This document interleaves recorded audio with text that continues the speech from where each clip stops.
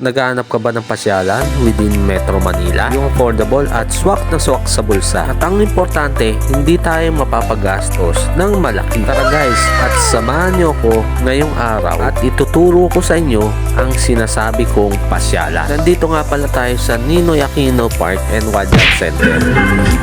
Magbabayad tayo guys ng entrance fee. Bago nga pala pumasok, kailangan natin magbayad ng entrance fee. At ito nga pala ang rates nila dito. Magpa-park na tayo sa may bandang basketball court daw.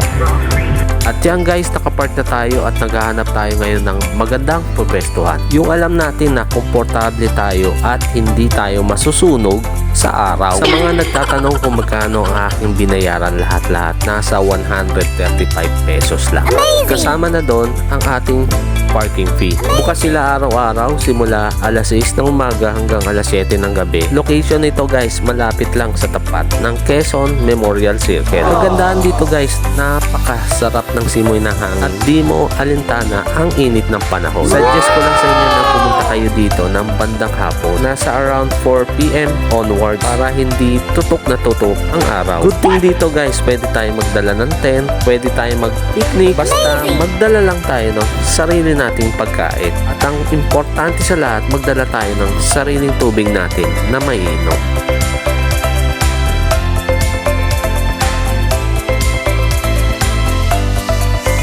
Guys, papunta na tayo sa Wildlife Rescue Center. Basta nakita na natin ng balyena na to at ang mga puno ng balite ay malapit na tayo dito sa Wildlife Rescue Center. Sa mga nagtatanong kung hanggang ano oras bukas ang Wildlife Rescue Center, magsasara po sila ng alas 4 ng hapon. Kaya agahan natin ang punta dito para makapasok tayo. Ang karaniwang mga hayop na makikita dito sa loob ay tulad ng mga iba't ibang klase ng mga ibon, pero lang ang mga ibong mababa ang lipat. Meron tayong makita dito maliit na crocodile at iba't ibang klase ng mga unggoy kagaya mo.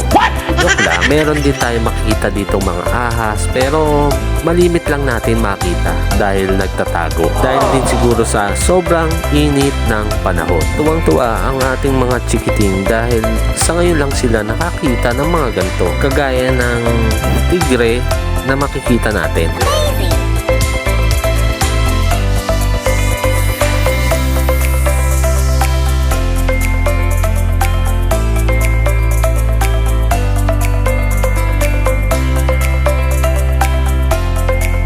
At yan guys, tapos na naming ikutin ang lahat. Sobrang napagod tayo sa kakalakal. Thank you for watching guys at kita-kita ulit tayo sa mga susunod kong biyahe.